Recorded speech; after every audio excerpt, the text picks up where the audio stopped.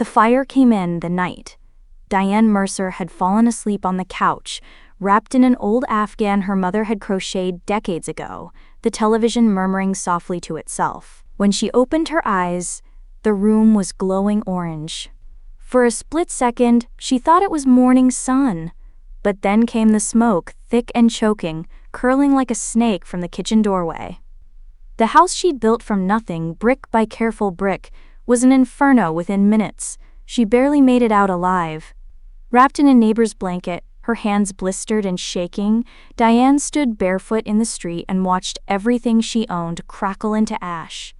The firefighters were kind, the paramedics efficient, but when the smoke cleared, only two things remained: a scorched iron gate and a question no one could answer: why had the fire alarm failed?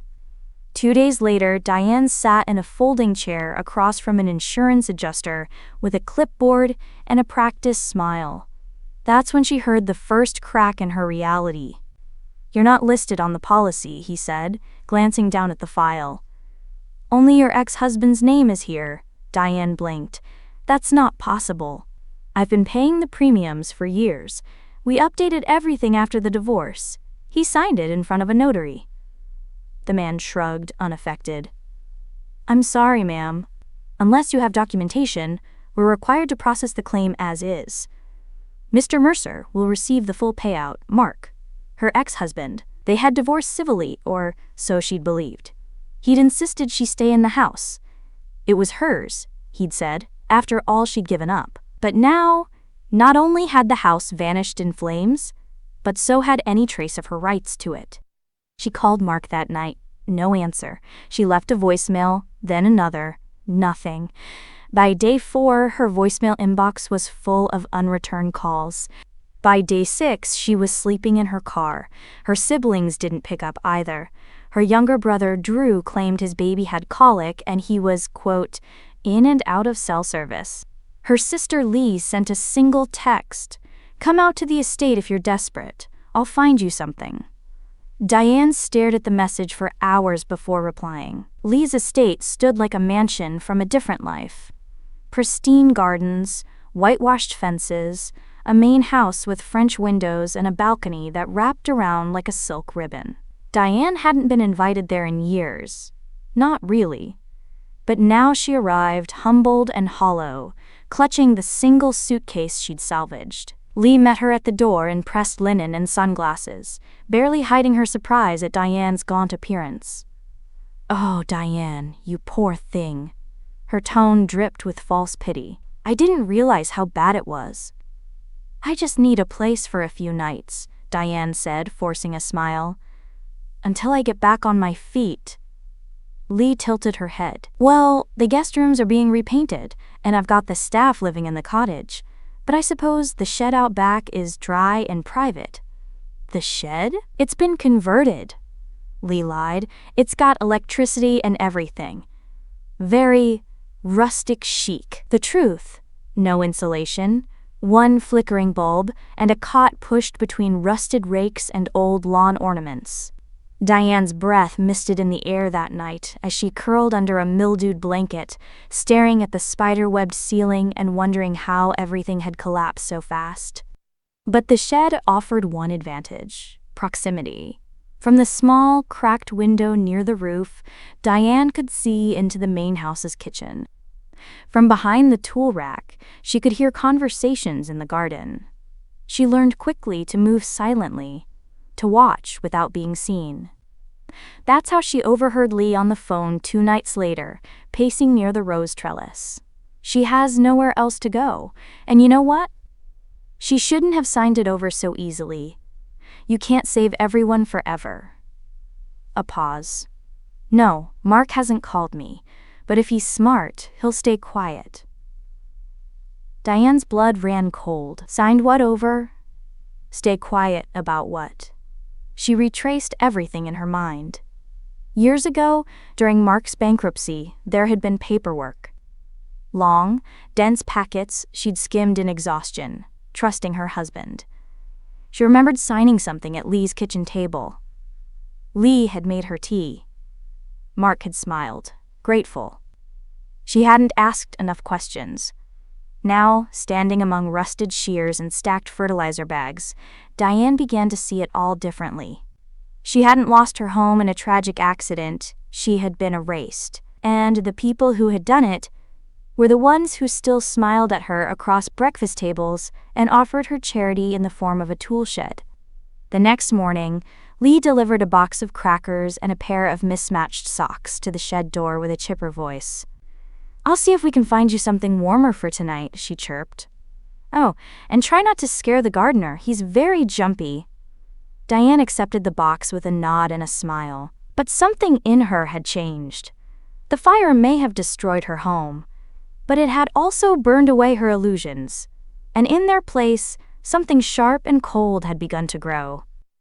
Diane Mercer had learned to move silently. She'd stopped hoping for comfort in Lee's toolshed. The mattress sagged, the light buzzed like a gnat near her head, and every night brought the same insult: a cardboard tray of leftovers set on the ground like she was a stray dog. But Diane had one thing her family didn't know: eyes on them. She was invisible now, and invisibility, she realized, was power. It began with her mother. Diane hadn't seen her since the fire, not out of neglect, but because their mother, Estelle, had been too ill to entertain visitors. That's what Lee said. Lee always spoke for Estelle these days. But one morning, while pruning roses along the back path, Diane saw a black town car arrive. Out stepped Estelle, upright, alert, holding a cane more for fashion than balance. She walked into the house without help. Too ill, Lee had said. That night, Diane crept to the house under cover of dark. She didn't go in, only as far as the conservatory windows. Estelle sat inside, sipping wine with a magazine on her lap, her eyes moving quickly over the pages. Her posture was perfect. Not a trace of illness in sight. A rustle behind her startled Diane, but it was only the groundskeeper's cat. She exhaled shakily and caught a final glimpse of her mother before she turned off the lamp and stood. As Estelle passed by the glass doors, she paused and looked directly at Diane. For one chilling moment, neither moved. Then Estelle raised one hand, not to wave, not to greet. Just a single, pointed finger pressed to her lips. "Don't speak." Diane stumbled backward into the dark, heart pounding. That single gesture rattled her, not because her mother had seen her, but because she hadn't seemed surprised. Next morning, Diane demanded answers. "I want to visit Mom," she said to Lee at breakfast, where she stood awkwardly at the edge of the kitchen, uninvited to the table. "She's not as sick as you say." Lee blinked slowly, her expression unreadable. "She has lucid moments, Diane. You happen to see one. But the doctors warned us. Mental decline can be very erratic." "She was drinking Merlot and reading Harper's." Lee set her fork down. "You're starting to sound paranoid. I've let you stay here, in a shed, out of kindness. I don't owe you anything more." That night, Diane searched the shed again for anything she may have overlooked, something she might use to regain control. In the bottom of her suitcase, she found an old photograph from their father's funeral: Diane, Mark, Lee, and Estelle.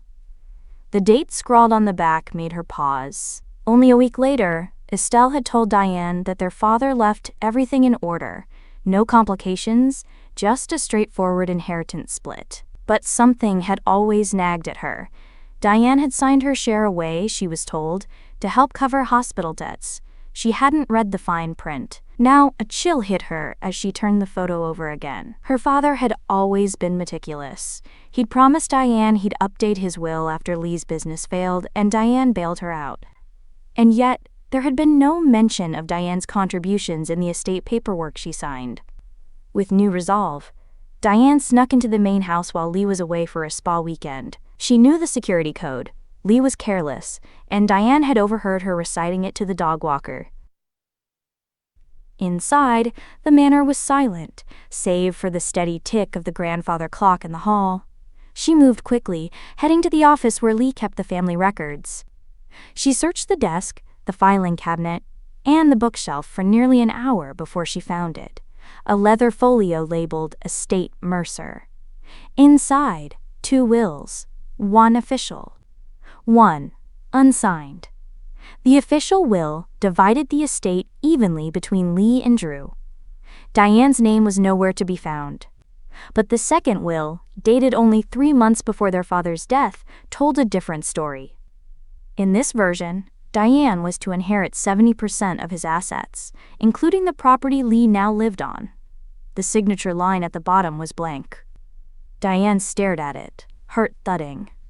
The only person who could confirm this document's legitimacy was Estelle. But when she returned to the shed, the locks on her suitcase had been tampered with. Her heart sank. She checked the office window again from afar. Closed, curtains drawn. The next morning, Estelle appeared again, this time in the garden, being pushed by a nurse Diane had never seen before. As they passed by the rose trellis, Estelle looked toward the shed and whispered something to the nurse, who nodded and turned the chair away from the main path. Diane watched through the slats. Tucked beneath Estelle's blanket was a slip of paper. Later that evening, Diane found it slipped under her shed door. "You're not crazy, but you are being watched. Don't trust anyone who calls you family." The shed suddenly felt colder. The fire hadn't just burned her life down, it had exposed something far deeper. A conspiracy built on silence. There was a will. There had been a plan, and someone, maybe more than one someone, had buried both. The morning dew still clung to the garden hedges when Diane spotted him, Mark, her ex-husband. The man who had promised to grow old with her, who had leaned on her through bankruptcy, who had kissed her forehead just weeks before the fire and told her she was his home. Now he was here, on Lee's estate, dressed in designer jeans and a crisp white shirt, laughing like he belonged. She watched from behind a wall of hydrangeas, unseen but seething. The worst part wasn't that he looked comfortable, it was that he looked happy. Diane stayed frozen as Mark walked the stone path toward the guest house. Then, to her disbelief, Chloe appeared. Chloe. Diane's best friend since high school. Her maid of honor. Her closest confidant during the divorce, Chloe walked straight into Mark's arms. Diane's stomach twisted as she watched the two embrace. Not like old friends, but lovers. Their kiss was long, familiar, intimate. When Chloe leaned back, she stroked Mark's cheek with the ease of someone who'd done it 1,000 times before. They'd been together this whole time. Her mind reeled. Had Chloe been the reason for Mark's distance before the fire? Was this why her calls had gone unanswered while she was living in a burned-out ruin and sleeping in a tool shed? Diane staggered back into the shadows, rage buzzing under her skin like hornets. But this was no longer about heartbreak, this was about a pattern. People didn't just drift away from Diane, they conspired, cloaked in the language of love and loyalty. She waited until nightfall to approach the guest house. It was empty. Clean. Lived in. But only just. A wine glass on the counter, a cardigan draped over the sofa. And on the nightstand, Diane found something that turned her blood to ice. An envelope addressed to Mark, marked with an insurance company's logo. The document inside was a claim confirmation for the house fire. Payout recipient, Mark Mercer. Filed date 1 week before the fire. Diane sank onto the bed, hands trembling. They knew. Mark hadn't just forgotten to update the insurance. He'd ensured she wouldn't be protected. And somehow, Chloe was involved. The affair was only the surface of something darker. She flipped through the envelope again and found a note paperclipped to the inside. "Once the check clears, we can list the estate in both our names. Lee says she'll make it disappear if we keep her cut quiet." Lee knew, too? It was almost laughable. They had painted her as helpless, pitiful Diane living off scraps.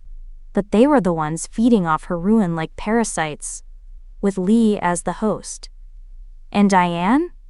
She was their scapegoat. Until now. The next morning, Diane made her move.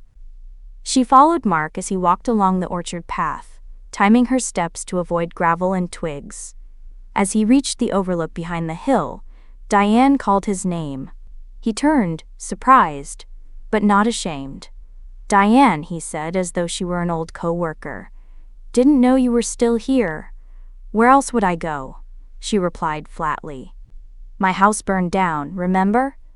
A flicker of guilt crossed his face, but it didn't last. "Yeah, awful luck." "Some luck," she said, stepping closer. "You filed the insurance claim a week before the fire.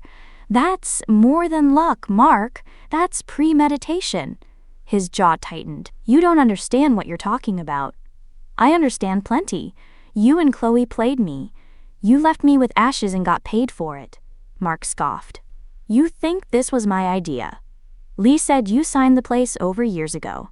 That I was just a name on a policy. She told me you'd be fine, that you'd land on your feet like always." Diane blinked.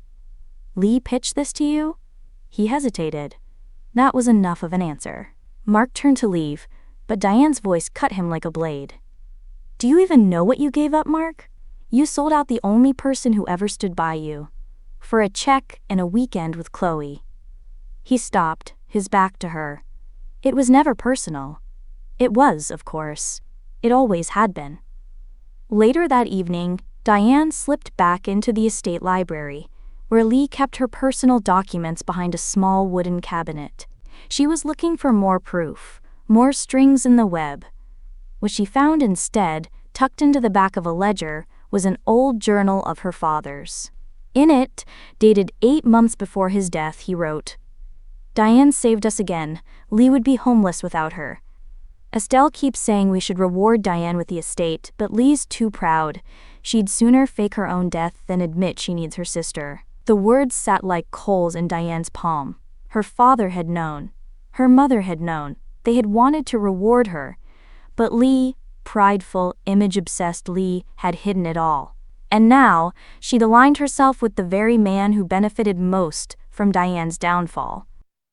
That night, Diane returned to the shed. She lit a single candle and pinned the journal entry to the wooden wall, next to the insurance note and the forged deed from her previous discovery. Piece by piece, she was building a case. She'd been buried in ashes, but beneath them, truth was still smoldering. And the moment would come when Diane Mercer would rise, dragging every last Mercer secret into the light. Diane had begun keeping a corkboard on the back wall of the shed. What started as scraps, insurance paperwork, journal excerpts, a scrawled note from her mother, was becoming a growing mosaic of theft and betrayal. Every piece led somewhere deeper. Every thread pulled revealed another lie. But one truth screamed louder than the rest. Lee had stolen everything. It began with a letter. While sorting through discarded mail in the estate's burn pile, where Lee threw out documents she assumed were unreadable, Diane found the corner of a manila envelope bearing a bank's logo. The charred edge obscured the date, but the recipient was clear. Lee Mercer. Inside, miraculously untouched by fire, was a property transfer agreement.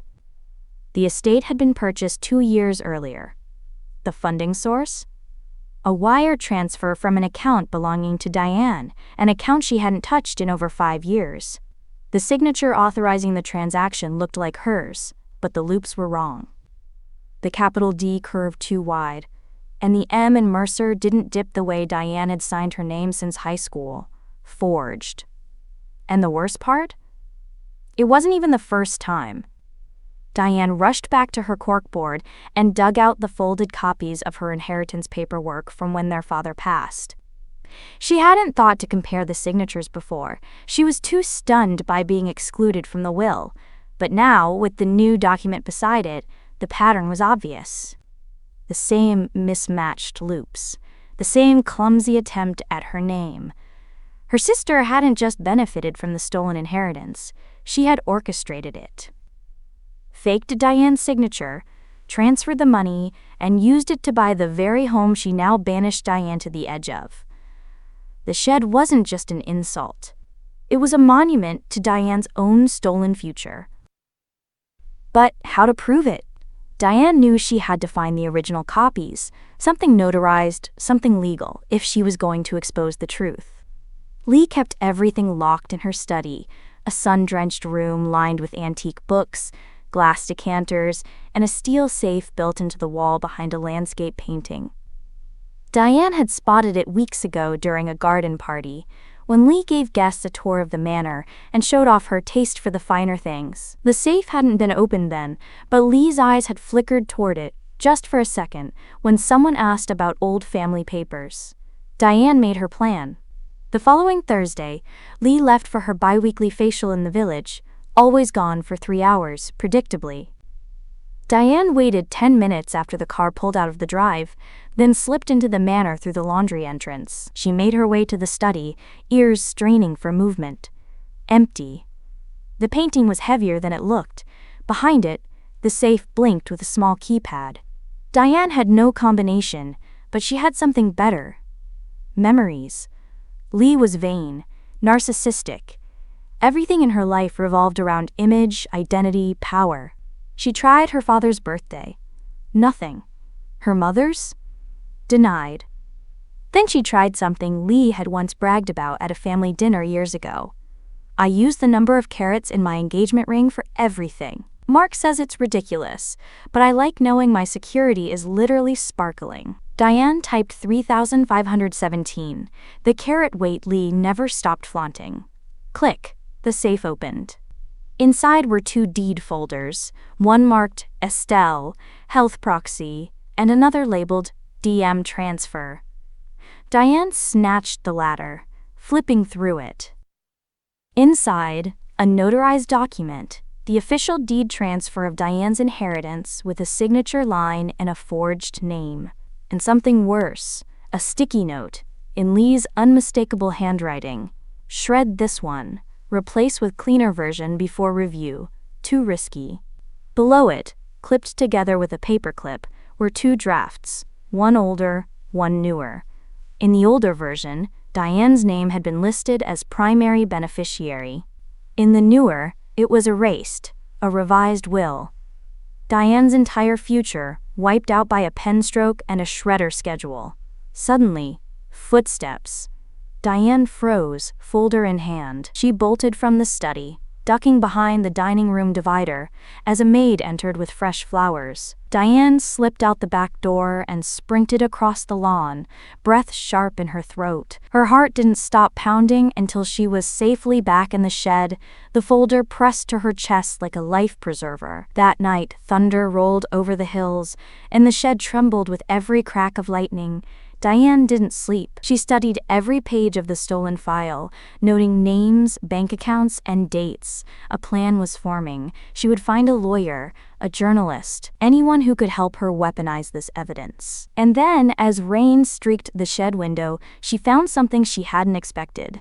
A copy of a birth certificate tucked behind the final page. At first she thought it was hers, but the name was different.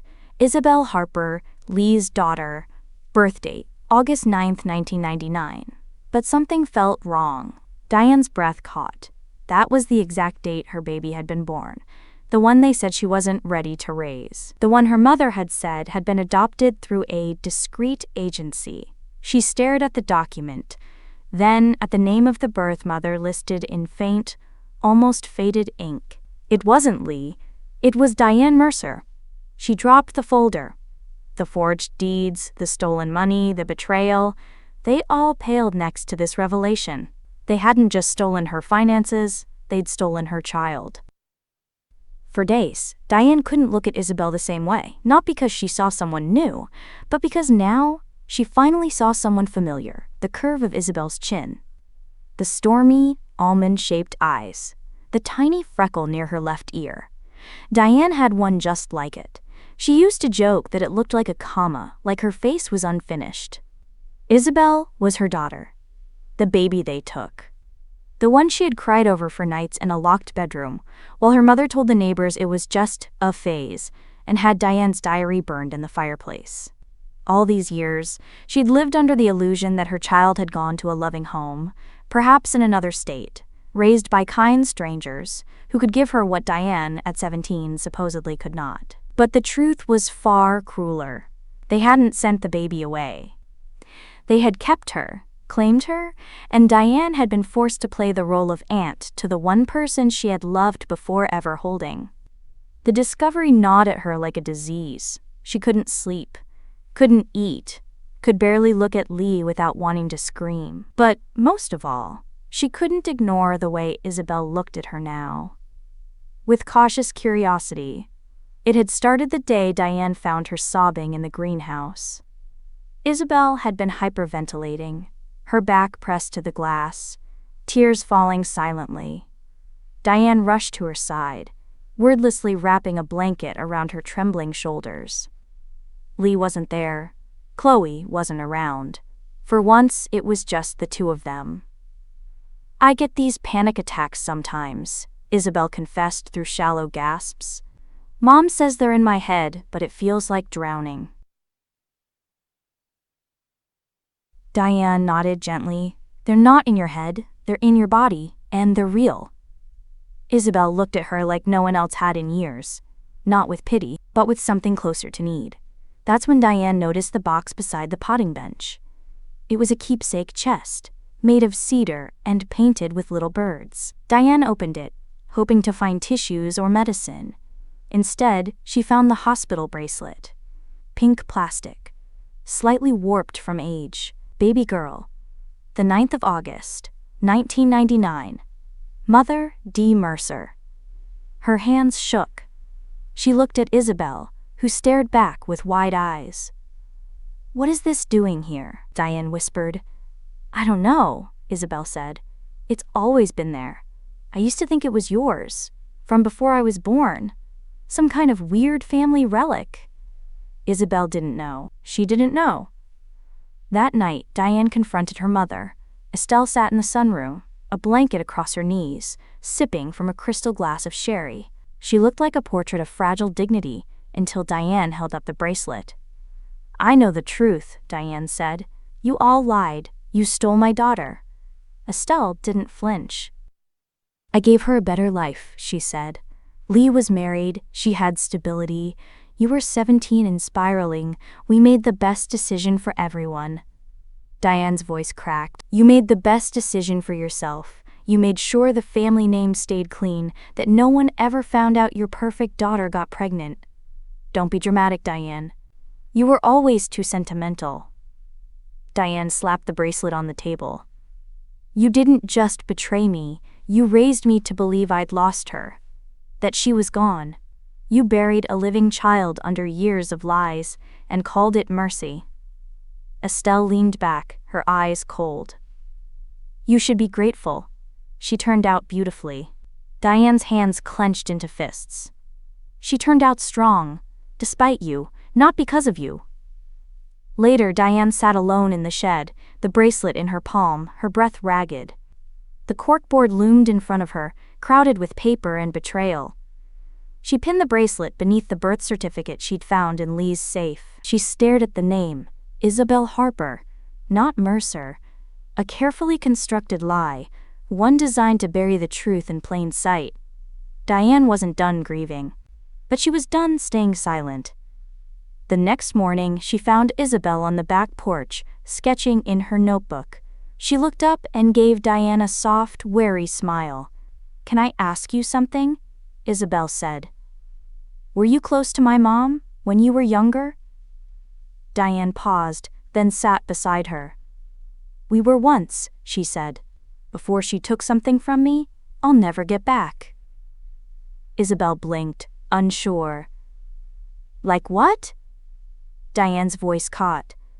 She looked into her daughter's eyes and nearly said it. Nearly told her everything. But something stopped her. Maybe it was fear. Maybe it was the knowledge that once she said the words, nothing would ever be the same again. Instead, she said, "We're all living inside stories other people wrote for us. But sometimes, we get to take the pen back." Isabel smiled faintly, confused but comforted. Diane stood and left her there. But she knew the moment was coming. The truth would come out. And when it did, the family that built its kingdom on Diane's back would watch it crumble at her feet. Because the daughter she was never allowed to keep might be the one who helps her take everything back. The air in the sunroom felt colder than usual, thick with years of unspoken truths and guarded silences. Diane stood just inside the doorway, clutching the hospital bracelet tightly in her hand, the weight of what she was about to uncover pressing on her chest like a physical force. Her mother, Estelle, sat poised on the velvet armchair, eyes sharp and calculating beneath the soft curls of her silver hair. The delicate china cup she held barely trembled. Diane swallowed hard. "We need to talk. No more lies." Estelle's lips curled into a faint, chilling smile. "Oh, Diane, you've always been too stubborn for your own good." Diane's voice was steady but fierce. "Isabel is my daughter. You knew. You all knew. And you conspired to keep her from me. For what? Your perfect little family? Your reputation?" Estelle set the teacup down with deliberate grace. "It was a family decision. For your own good? You were unstable, barely a woman. We did what had to be done. But it wasn't just about me, was it?" Diane pressed. "You took her from me and pretended she was Lee's. You rewrote history to hide your shame." Estelle's gaze flickered, the cracks in her polished veneer beginning to show. "It was never about shame. It was about survival. For all of us." Diane's heart pounded. "You survived by destroying me." Estelle's eyes hardened. "I saved Isabel from chaos. From a mother who wasn't ready." "That wasn't your call to make." Diane shot back, stepping closer. "You stole my child, and you kept me silent." For a moment, Estelle said nothing. Then she sighed, as if releasing a burden she'd carried far too long. "You need to understand something," she said quietly. "This family, it was built on sacrifices. Some we don't talk about. Some we pretend never happened." Diane's eyes narrowed. "Sacrifices like my happiness? My future?" Estelle's voice dropped to a whisper. "Yes, and worse." Diane felt a chill. "Worse than that?" Estelle's fingers trembled slightly as she reached into her lap, producing an old envelope yellowed with age. "There's more you don't know." Diane took the envelope cautiously. Inside were faded photographs and a brittle, folded letter. The photographs were of a young Estelle and a man Diane didn't recognize, stern, imposing, and unmistakably not her father. The letter was addressed to Estelle, dated decades ago, and bore the signature of someone called the director. Diane read aloud, voice shaking. "Your cooperation in the arrangement is crucial. The child must be placed discreetly. The family's honor depends on your silence and compliance." She looked up sharply. "Who is this director? What arrangement?" Estelle's face paled. "It was before your time, before your father died. There were forces at work, things I hoped you'd never find out." Diane's mind raced. "Forces? What does that mean?" Estelle's voice was barely audible. "A secret society, a network that protected families like ours. Wealthy, powerful. They made sure scandals were hidden, problems solved quietly." "Like what? Baby disappearances?" Diane spat. Estelle nodded slowly. "They arranged adoptions, cover-ups, even enforced silence. I agreed to the terms. I believed it was for the greater good." Diane felt nausea rising. "You gave my daughter away." "To who? To this society?" Estelle shook her head. "No. They placed her with your sister, Lee, to keep her close, to monitor the family's legacy." Diane stared, disbelief mixing with rage. "So Isabel was never given up. She was part of their plan?" "Yes. Designed to maintain control," Estelle whispered. The room seemed to close in. The weight of generations of betrayal crushed Diane's spirit. But beneath the pain, a fierce spark ignited. "You lied to me," Diane said, voice low but steady. "You all lied." Estelle's eyes glinted. "It was for your protection." "Protection?" Diane laughed bitterly. "You robbed me of motherhood. You stole my identity." Silence stretched between them until Estelle spoke again, softer this time. "There's one more thing." Diane's pulse quickened. "What?" Estelle's gaze faltered. "Lee's health is failing. She's been diagnosed with a rare illness. The estate, everything, will be up for reassignment soon." Diane's breath hitched. "So the power is shifting again." "Yes," Estelle said, "and with it, the family's secrets. You're no longer the child they can ignore." Diane folded the letter carefully, her mind already racing with plans. The game was changing.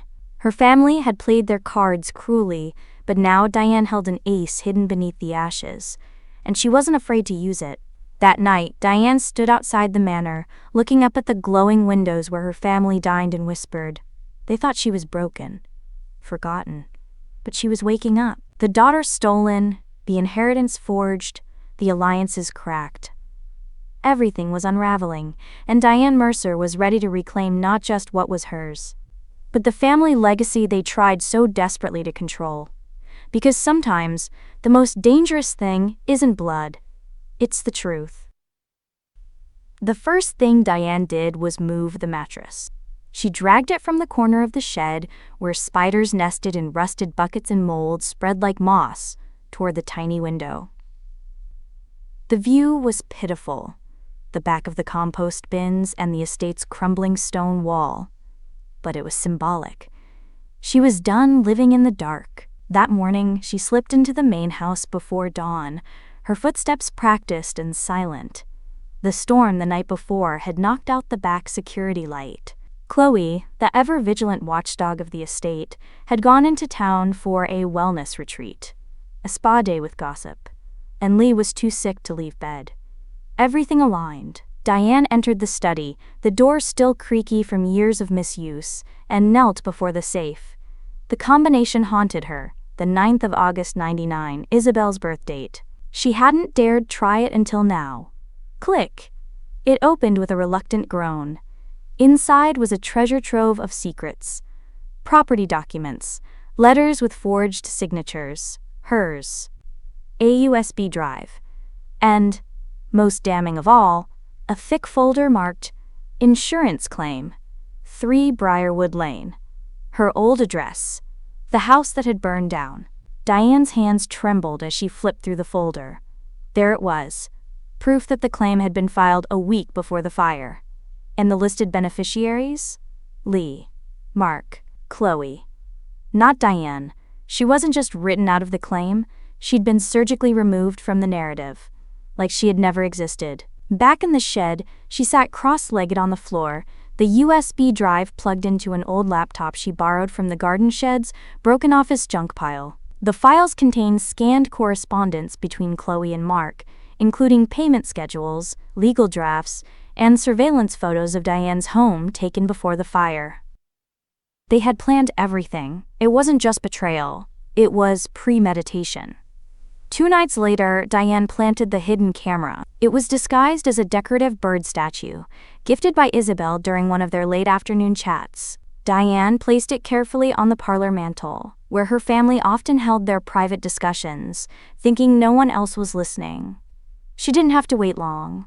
On Friday evening, Estelle, Mark, and Chloe gathered in the parlor while Lee slept upstairs. The conversation began with strained pleasantries. But then came the fatal line, from Chloe, drunk on white wine and entitlement. She'll never be able to prove a thing. The fire's buried and the will's locked up tight. Diane watched the footage later that night, over and over, heart pounding as Chloe cackled. Lee was the one who said, "Just torch the damn thing." And Mark, well, he's always been good at making accidents look authentic. Estelle didn't interrupt. She merely swirled her drink. The camera caught it all. Armed with evidence, Diane paid Chloe a visit the next morning. Chloe was in her home office, already nursing a hangover with green juice and lies. Diane closed the door behind her. "I'd like a word," she said. Chloe looked up, blinking. "You again?" "Honestly, Diane, this boundary issue of yours. I have a recording. Of you, Mark, and Estelle discussing the fire, the forged will, and how you helped them cover it up." Chloe went pale. You're bluffing, Diane smiled. Try me. She slid a flash drive across the table. Make copies, burn it, whatever. I've already sent backups to 4 people. You move against me, and this goes public. Or, we can make a deal. Chloe's jaw tightened. What kind of deal? You're going to leak the insurance fraud story to the press anonymously, Diane said calmly. Not about me, about Mark. Frame him as the ringleader. Let the wolves eat their own. In exchange, I'll keep your name out of it, for now. Chloe hesitated, then nodded. Diane walked out of the office not as a guest, but as a ghost who'd come back to haunt. By week's end, the estate was in chaos. Local tabloids ran a story on the Briarwood Blaze conspiracy, linking Mark's financial ruin, a suspicious fire, and a forged insurance claim. No names were printed, but the whispers started immediately. At the same time, Diane released selected pages of the forged will and fake deed to a popular whistleblower blog, a perfect digital breadcrumb trail. Lee's lawyer canceled a family trust meeting. Estelle stopped going to the club. Chloe began answering her phone with, "Who gave you this number?" Even more satisfying, Isabel began to ask questions. "I saw your name on some papers in Mom's desk," she said one afternoon. "Why would her deed to the estate be signed by you?" Diane tilted her head, schooling her expression. "Because it used to be mine." By the end of the week, Diane no longer slept in the shed. She didn't need an invitation to enter the house. She simply walked through the front door one afternoon and sat in the parlor like she belonged there. Because she did. Her family had underestimated her, written her off as a broken woman, a castaway. But Diane had returned with fire in her blood and the truth in her pocket, and the walls they built on lies were starting to buckle. The reckoning was coming, and Diane Mercer had just lit the fuse. The garden at Rosevale Estate had never looked so pristine. Fresh roses bloomed in symmetrical bursts. White linens fluttered on catering tables. Crystal champagne flutes glittered like unshed tears beneath the sun. The occasion?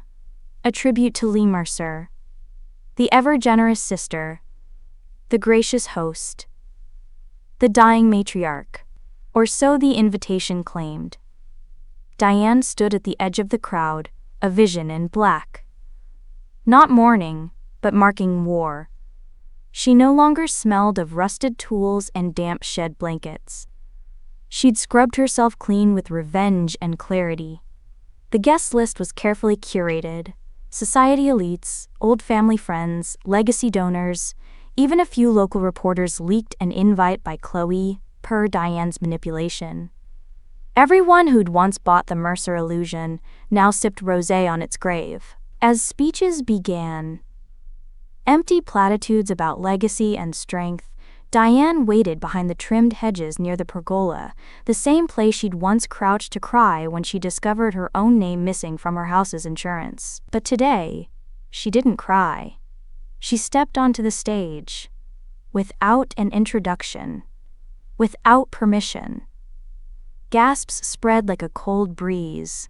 "Before you finish toasting Lee Mercer's legacy," Diane said into the microphone, "I think you deserve to know what it's built on."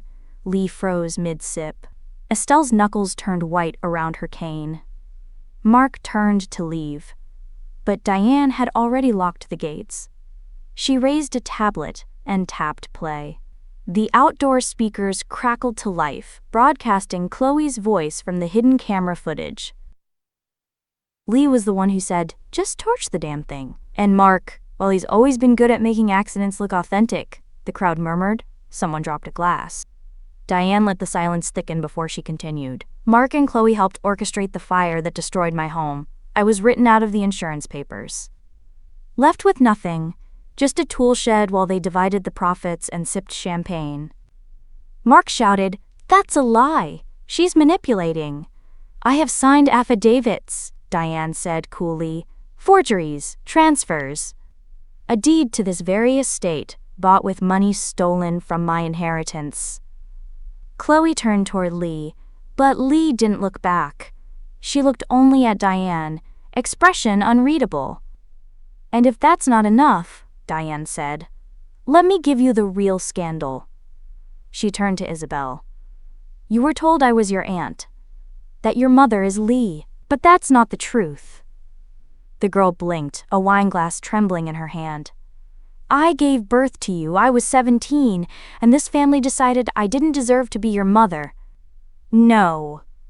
Isabel breathed. That's not. I have DNA results, hospital records, a bracelet from the day you were born. You were taken from me and raised in a lie. The crowd fell deathly silent. Isabel's face went blank, the pain too big to register. You're my mother? She whispered. Diane nodded, her voice catching. Yes. Then, from the back of the crowd came a new voice. Lee. For the first time in months she stood without help. No wheelchair, no nurse. Only a glass in hand and venom on her tongue. Well, Diane, she said with a weary smile, you've done it. You've ruined everything, just like you always do. I didn't ruin it, Diane said. I just revealed it. Lee raised her voice. You think you're the only one betrayed? The only one stolen from? The crowd turned toward her. I forged that deed, yes. I signed away your inheritance. I told Mark to burn your house down. All of it. I did it. Her voice cracked. But not because I hated you. Diane stiffened. Then why? Because I was supposed to be the one who disappeared, not you. Gasps spread again. Lee stepped forward. When Estelle found out she was pregnant again, her little shameful accident, I was the one who was going to be adopted out. Sold to some family in Vermont through the director, but at the last minute, she kept me. And then she had you. She turned to Estelle. You always made it clear she was the favorite, the real Mercer. I was the placeholder. The accident. Estelle's lips parted. Lee, that's not... Don't, Lee snapped. You made me your tool. I was your puppet. I raised Diane's daughter. I forged your will. I buried the truth. And now I'm dying. And what do I get? A garden party filled with vultures. Diane's breath caught. You were the one betrayed too. Lee nodded, tears forming in her eyes. We were both broken by the same woman. For a long moment the garden was silent. Then Estelle collapsed into a chair, defeated. Mark stormed out, Chloe on his heels. Reporters whispered furiously, cameras capturing every scandalous frame. Isabel stood in the middle of it all, watching the world she thought she knew crumble around her. She looked at Diane, not with rage, but with something closer to possibility. Later, as the sun dipped below the hedgerows, Diane sat in the garden alone. Lee had disappeared into the house, her fate unclear. Isabel was gone for a walk. The guests had scattered, most in scandalized silence. She stared at the roses. How beautiful they looked after everything burned down. She had been cast out like a stray, a ghost, a punchline. But now Diane Mercer was a reckoning, and what her family built on her back was finally buried beneath her feet.